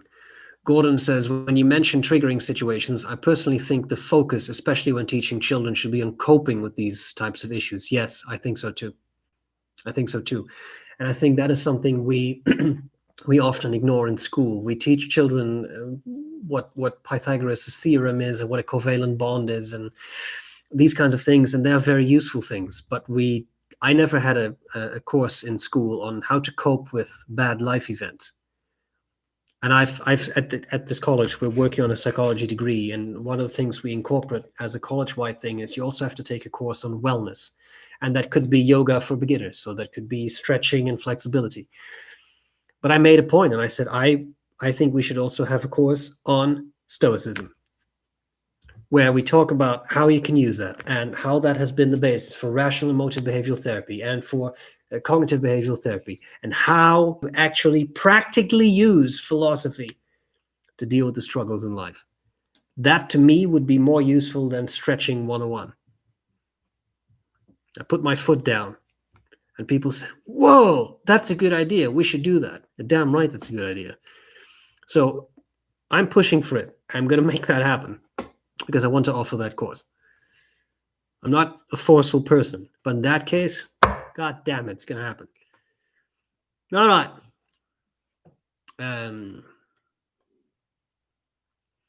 Jacqueline says, thank you for your balanced assessment of the potential dangers of trigger warnings and costing our young people. Life is hard, and we need to acknowledge and even embrace the discomfort so we can grow. I agree. And I mean, I'm not saying, like, obviously, if you... I'll tell you a quick short story about this. I used to, in teaching, I showed people something about the effects of like fear and how we have a hardwired response to deal with stressful situations. And what I showed was a video of Leo Kim, It's kind of, if you find it's fun, you should look it up. There's a big spider on the ceiling, and he's trying to capture it with like a big salad bowl. And it's a big spider. I think it's Australia and New Zealand. I'm sorry, I forget which one. And he's standing there, and the anticipation builds with the ball, and then he puts the ball up, and the spider falls down. And he is in shock, and he runs off his ladder, and he runs away. And in a way, it's comical, but every time, everyone, you see that, and everybody sort of does this. And it's a lot of fun for me to see, because I know every time it's going to happen, and everybody has this initial stress, and everybody's laughing like, oh, that was so stupid, because it was a video. The spider wasn't even here, wasn't even close to it. But at some point, here's what happened. It was an intro psych course where I did this. And I've done this for years. I've shown the video for years. And I typically say something like, there's going to be a spider. Initially, I didn't even do that because I wasn't fully aware. I really don't like spiders, but I wasn't really aware of that, how scary they could be to people. And then I started to say, I'm going to show you a video, and there's going to be a big spider. And at some point, I had 2 students. This was a fairly big, for us, fairly big, is about 85 students. Intro psych section. And I said, okay, I'm not going to show you a video, and there's going to be a big spider. And I said it kind of the way I said it now, smiling, etc. And there were 2 students, a male and a female. And I saw, and I'm not exaggerating, I saw in the male's eyes this flash of panic, like actual panic. And I said at that point, watching this video is just an illustration. And you don't have to watch it. And I just said it in general, but I saw the relief in his eyes. And he sat like this. He didn't want to see it. Now, if you're a severe arachnophobe, it goes for anything, fear of snakes, fear of needles, fear of whatever, let alone that you've actually been traumatized, right? How inhumane would it be to just expose someone and say, well, I don't care, you have to watch this?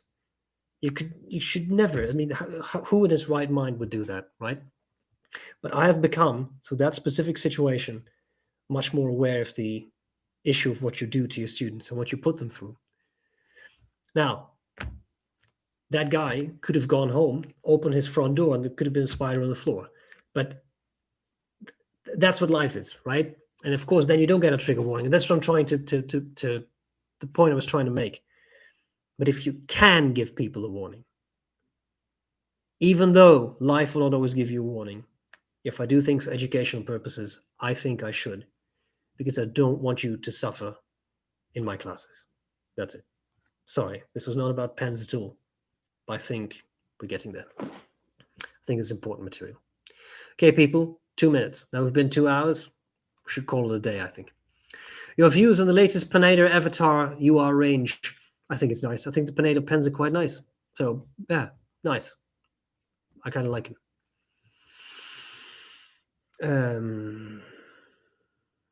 What else do we have?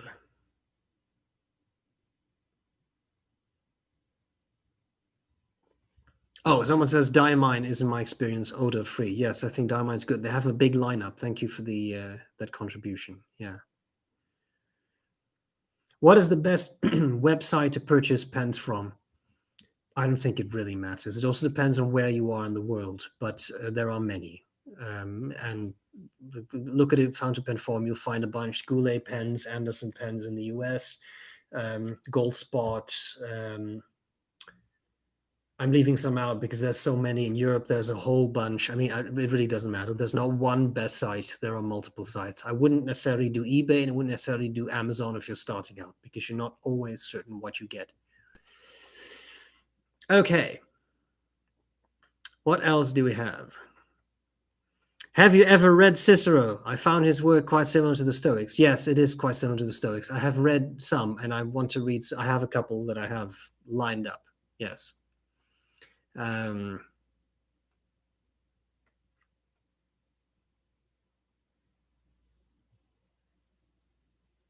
Yeah, I think we have come to a natural end. Would surely love to hear from you regarding your take on life as a teacher.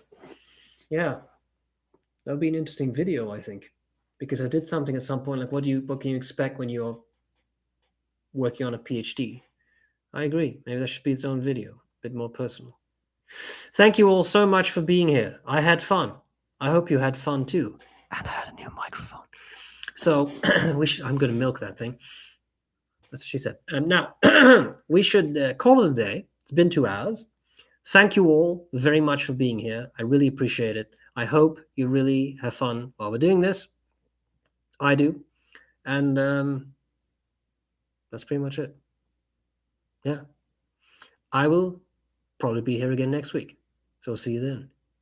Have a great week. Stay safe. Be kind to each other. Bye.